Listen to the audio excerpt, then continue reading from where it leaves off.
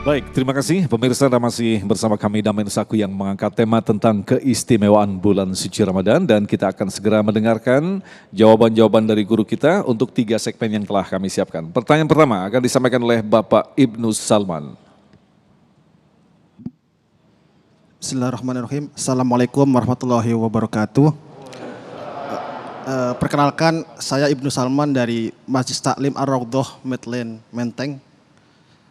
Izin bertanya kepada Syekh Muhammad Jabir atau Ustadz Zaki Mirza terkait bagaimana Nabi memberikan contoh dalam mengajak anak kecil untuk berpuasa, Pak. Kan kalau orang tua dulu itu biasa ngajaknya puasa beduk. Kalau zaman Nabi itu bagaimana gitu? Apakah puasa anak kecil itu diajarkan dulu sampai beduk atau bagaimana? Karena untuk anak menyukai puasa itu kan tidak gampang. Yeah. Karena tadi kan urusan perut itu anak kecil berbeda gitu. Itu saja. Terima kasih. Baik. Assalamualaikum warahmatullahi wabarakatuh. Assalamualaikum warahmatullahi wabarakatuh. Silakan saya Muhammad terlebih dahulu untuk menjawabnya. Ya, silakan jawab Ustaz. Kalau saya nggak bisa karena puasa buduk itu nggak ngerti ya. Di Saudi nggak ada puasa beduk. Jadi beduk sih, bukan puasa buduk, bukan. Apa itu? Apa? Iya. Puasa beduk tuh puasa orang dulu ya. Puasa setengah hari. Iya. Ada di Saudi namanya puasa burung. Kan burungnya perutnya kecil. Iya, dari pagi siang udah buka, silakan bebas. Ya, itu ya bagi orang tua itu bulan puasa itu sangat luar biasa mendidik anak-anak kita.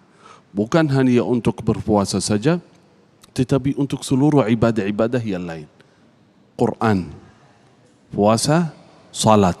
Tolong Bapak Ibu, bulan Ramadan kesempatan bagi kita mendidik anak-anak kita untuk membaca Al-Quran, mengkhatamkan Al-Quran 1 kali, 2 kali, 3 kali di bulan Ramadan, membiasakan diri membaca Al-Quran dan salat berjamaah, salat tarawih dan puasa. Yang paling utama caranya bagaimana? Caranya ayah, ibu menjadi contoh baik, teladan bagi anaknya.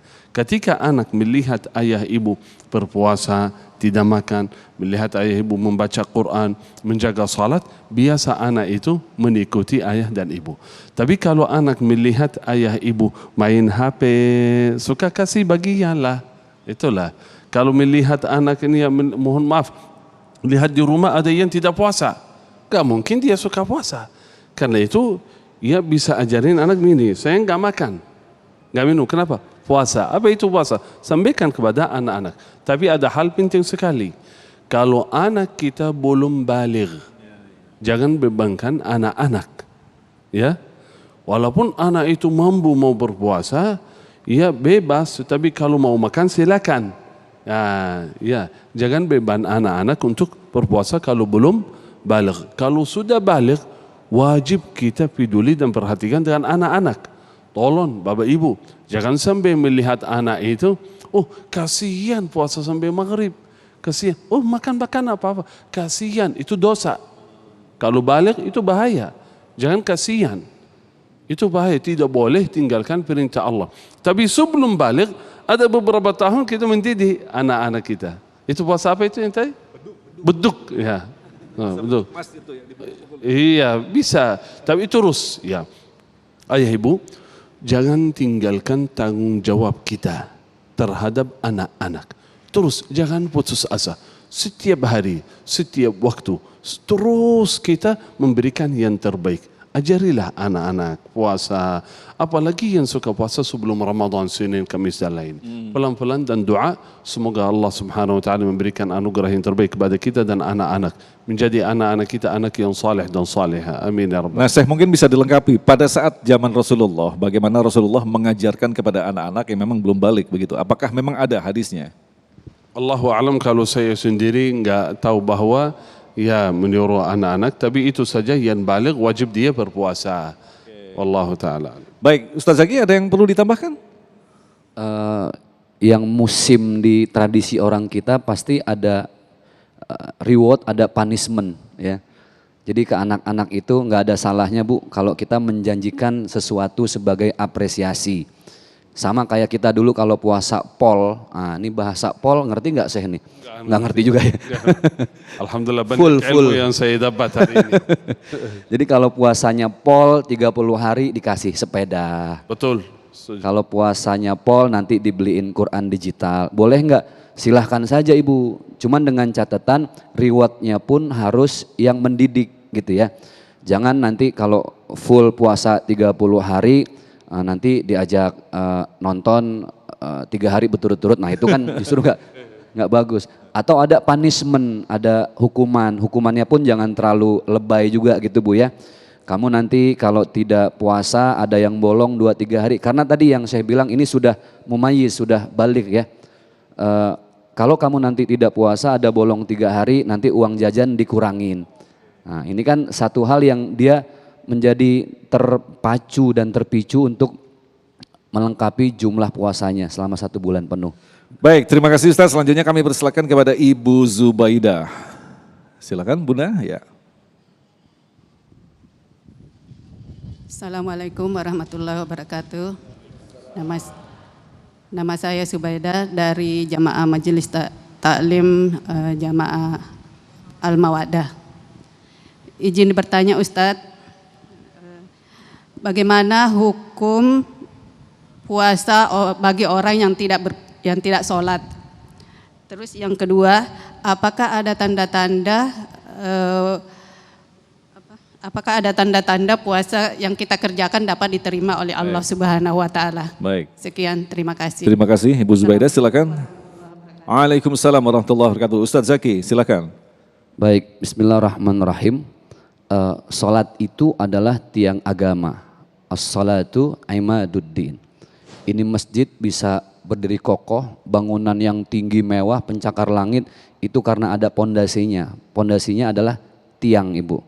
Kalau orang kita bilang ceker ayam. Ngerti lagi saya ceker ayam? Wah bingung lagi saya ini. Jadi itu pondasinya.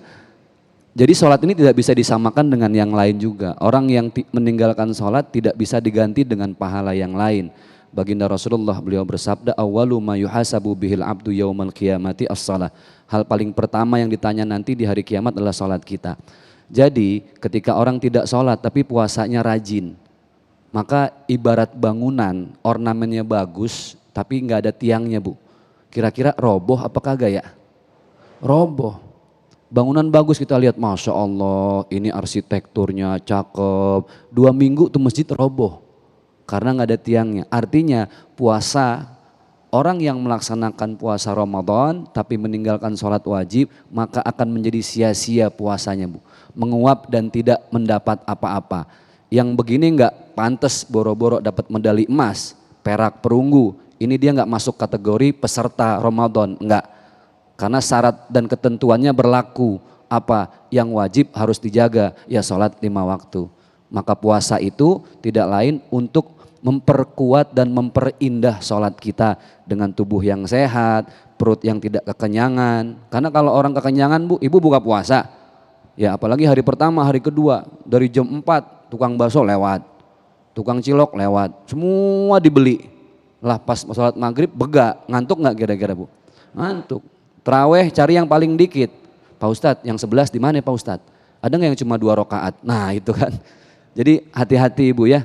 Intinya bahwa memang subhanallah diperintahkan kita berpuasa di bulan Ramadan ini sangat penuh dengan hikmah gitu. Baik, Syekh Muhammad, tadi ada pertanyaan satu lagi. Lantas bagaimanakah tanda-tanda orang yang diterima pahala puasanya? Ya itu sebenarnya itu nanti setelah Ramadan itu jawabannya insyaAllah. Ya itu yang tadi saya sampaikan, ucapan selamat dari Rasulullah SAW di awal Ramadan. Di akhirnya, di awal kata beliau SAW, atakum syahrul Ramadan. Telah datang kepada kalian bulan suci Ramadan. Di mana di bulan suci Ramadan Allah membuka pintu-pintu rahmat seluas-luasnya. Membuka pintu surga, pintu-pintu neraka tertutup. Di akhir hadis kata beliau sallallahu alaihi wasallam, asy-syaqi, orang yang paling buruk di bulan Ramadan yang terhalangi kebaikannya di bulan suci Ramadan. Sampai di hadis lain Nabi sallallahu alaihi wasallam menjawabkan doa. Nabi SAW, saudara, ini penting sekali bagi kita semua yang bertemu dengan bulan suci Ramadan. Nabi SAW suatu hari naik mimbar. Ketika beliau naik mimbar, beliau mengucapkan amin. Amin. Biasanya yang mengucapkan amin ada doa sebelumnya. Tapi ternyata enggak ada doa. Sahabat kaget. Sahabat bertanya, ya Rasulullah, amin untuk apa ya Rasulullah? Doanya apa? Nabi SAW menjawab, barusan Jibril datang.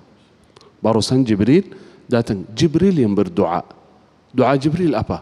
Raghima anf man adraka Ramadan walam yughfar lah. Paling celaka, paling rugilah adalah seorang yang bertemu dengan bulan suci Ramadan tetapi tidak mendapatkan ampunan Allah. Nabi Muhammad mengucapkan amin. Itu doa, bukan informasi. Sayyidul malaika yang berdoa, Sayyidul anbiya Muhammad SAW yang mengaminkan. Ya, karena itu penting sekali bagi seorang berharap bagaimana di bulan suci Ramadan ibadah saya, puasa saya diterima oleh Allah Subhanahu wa taala. Tandanya apa? Salah satu tandanya tenang hatinya, senang hatinya, selalu melakukan kebaikan. Doa di awal yang tadi saya sampaikan, doa di awal bulan, Allahumma ahillahu alaina bil amni wal iman was salamati wal islam wat taufiq lima tuhibbu rabbuna wa tarda. Ya Allah, berikan taufik untuk melaksanakan ibadah yang terbaik di bulan suci Ramadan. Bukan asal ibadah, bukan asal puasa, karena bisa saja seorang berpuasa, salat tetapi tidak diterima oleh Allah Subhanahu wa taala. Nauzubillahi min dzalik. Berarti selalu kita khawatir, ya Allah, terimalah doa kami. Ya Allah, terimalah puasa kami. Ya Allah, selalu berharap memaksimalkan ibadah di bulan suci Ramadan. Kalau begitu amalan kita, tenang. Itu salah satu tanda Allah menerima amal ibadah kita. Kalau Allah berikan taufik berpuasa, datang ke masjid, membaca Quran, ikut salat berjamaah, beruntunglah orang itu. InsyaAllah itu tanda Allah menerima ibadah kita. Jadi sekali lagi bisa ditegaskan tanda-tanda yang paling nyata adalah meningkatnya kualitas ketakwaan begitu ya, dan kebagusan adab begitu ya saya. Baik, insya Allah kita akan jawab pertanyaan berikutnya. Insya Allah nanti akan disampaikan oleh Bapak Ismail Marzuki selepas pesan-pesan berikut ini. Damai Indonesiaku.